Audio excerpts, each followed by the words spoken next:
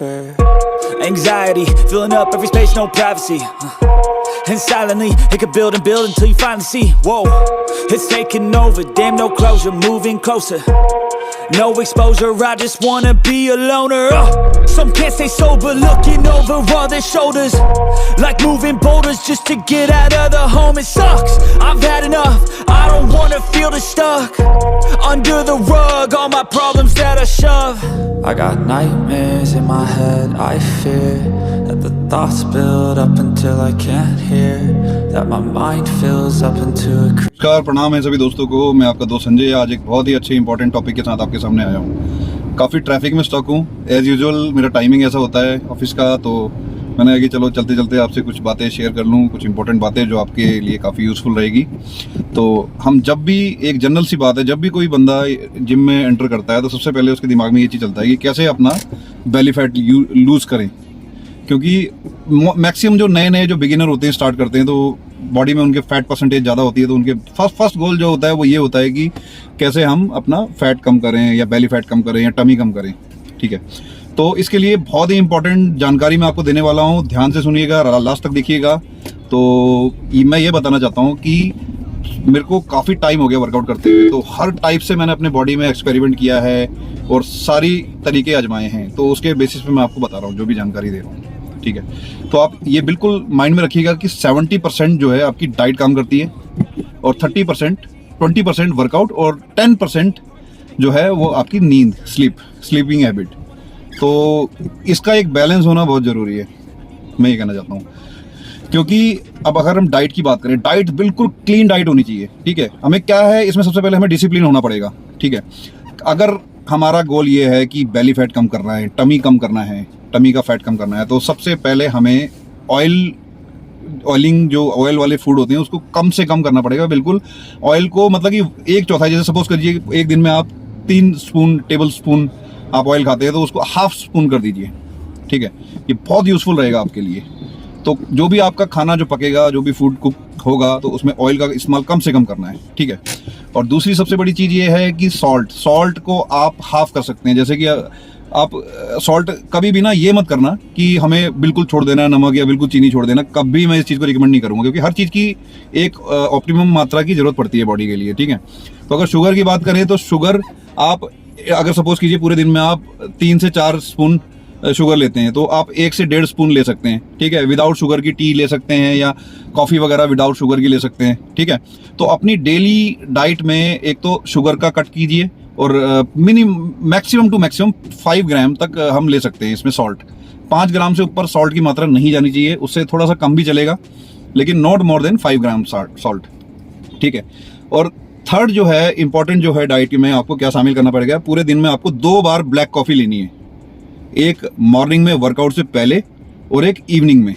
Evening में अगर आप कोई कॉफ़ी ले रहे हो तो इवनिंग में कॉफ़ी के साथ आप रोस्टेड चना ले सकते हैं। रोस्टेड चना एक इतनी अच्छी लो फैट और हाई प्रोटीन डाइट होती है। ठीक है, तो most of the body builders भी ये यूज़ करते हैं और काफ़ी अच्छी आप शेप में रह सकते हैं अगर इसको इस्तेमाल करेंगे। और सैलड जो होता है, सैलड आपकी डाइट का एक मेन पार्ट होना चाहिए।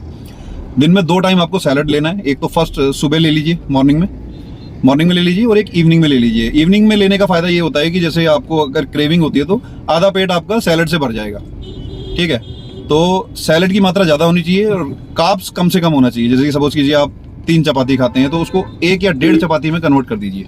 ठीक है, और उसकी जगह आप क्या कीजिए, जैसे एनर्जी भी पूरी करनी है अपनी बॉडी के लिए, अगर कार्ब्स कट कर रहे हैं तो एनर्जेटिक रहना चाहते हैं तो आपको प्रोटीन की मात्रा थोड़ी सी बढ़ानी पड़ेगी। तो बॉडी की रिक्वायरमेंट, जैसे सपोज कीजिए आपका वेट है 80 किलो, 80 किलो के लिए आपको, अगर आप वर्कआउट रेगुलर लगाते हैं, 2 घंटा या 2.5 घंटा वर्कआउट करते हैं, तो आपको कम से कम मेरे ख्याल से 100 ग्राम के करीब प्रोटीन की जरूरत होती है, 100 से 125 ग्राम। तो आप इतना प्रोटीन आप रखिए, और मैंने अपने पिछले वीडियोस में बताया था कि इतनी प्रोटीन की मात्रा आप कैसे पूरी कर सकते हैं। ठीक है, न्यूट्रिशन की मात्रा पूरी करनी पड़ेगी आपको बॉडी में। इसके लिए आपको ग्रीन वेजीज ऐड कर सकते हैं खाने में, सैलड वगैरह में भी ग्रीन सैलड यूज़ कर सकते हैं। ठीक है, और ग्रीन टी एक टाइम तो मिनिमम लेनी है ग्रीन टी, क्योंकि ग्रीन टी में एक खासियत ये होती है कि मेटाबॉलिज्म हाई करती है बॉडी का। तो मेटाबॉलिज्म अगर बॉडी का हाई होगा तो आप तेजी से फैट बर्न करेंगे उस दौरान, तो बहुत ही फायदा होने वाला है। ठीक है, ये तो हो गया डाइट का पार्ट।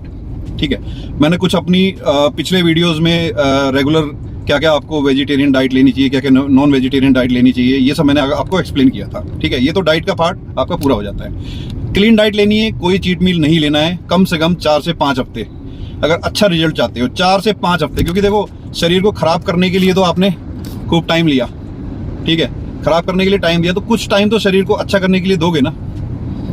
तो मैं यही चाहता हूँ कि कभी भी चमत्कार नहीं होता है कि 3 से 4 हफ्ते में हो गया बॉडी ट्रांसफॉर्मेशन, वो गलत तरीका होता है। सही तरीका ये होता है कि 1.5 से 2 महीने का टाइम लगेगा आपको, लेकिन बॉडी यकीनन बहुत अच्छा रिस्पॉन्स करेगी। मतलब कि जो मैं डाइट आपको बता रहा हूँ, जिस तरीके का डिसिप्लिन आपको बता रहा हूँ, तो आपका 10 से 15 किलो वेट डेफिनेटली कम होगा। तो ये हो गया डाइट का पार्ट। ठीक है, अब आते हैं वर्कआउट का। वर्कआउट आपको एक दिन में 2 बॉडी पार्ट करने, 6 दिन वर्कआउट करना है, क्योंकि वर्कआउट बहुत जरूरी होता है। लोग कहते हैं ना कि कार्डियो ज्यादा करो, कार्डियो का ज्यादा पार्ट नहीं, क्योंकि आपको मसल्स बिल्ड करने में इतना टाइम लगा है। अगर आप कार्डियो का पार्ट ज्यादा रखेंगे तो उससे क्या होगा कि मसल आपकी खत्म हो जाएगी बॉडी की। तो मसल्स को भी मेंटेन रखना है और फैट को भी खत्म करना है, लूज करना है। तो उसके लिए आपको कार्डियो करना है, लेकिन एक उचित मात्रा में। सपोज कीजिए कि आपने वर्कआउट से पहले 10 मिनट का कार्डियो किया, वर्कआउट के बाद 15-20 मिनट का कर लीजिए। ये नहीं कि 1-1.25 घंटे तक मशीन में लगे हुए, कोई फायदा नहीं है। इससे बेटर ये कि प्री वर्कआउट जो है 10 मिनट का कार्डियो कीजिए, उसके बाद 1 से 1.5 घंटा अपना वर्कआउट लगाइए। उसके बाद फिर वर्कआउट जो खत्म हो जाता है तो पोस्ट वर्कआउट में 15 से 20 मिनट, वो आपके कैपेसिटी पे डिपेंड करेगा कि कितना आपका एनर्जी लेवल है। ठीक है, तो वर्कआउट ये कार्डियो ठीक ठाक करना है, वर्कआउट अच्छे से करना है, डेली 2 पार्ट करने हैं। हर बॉडी पार्ट हफ्ते में 2 बार रिपीट होना चाहिए, और सैटरडे अपना लेग्स के लिए रखिए और तसल्ली से बहुत अच्छे से लगानी है। 10-12 एक्सरसाइज कीजिए लेग्स की, क्योंकि लेग्स एक बड़ी मसल्स होती है, बिग मसल्स होती है, और बॉडी अगर फैट बर्न करना चाहते हो तो बहुत तेजी से फैट बर्न होता है अगर बड़ी मसल्स पे आप काम करेंगे। तो ये तो हो गया वर्कआउट का।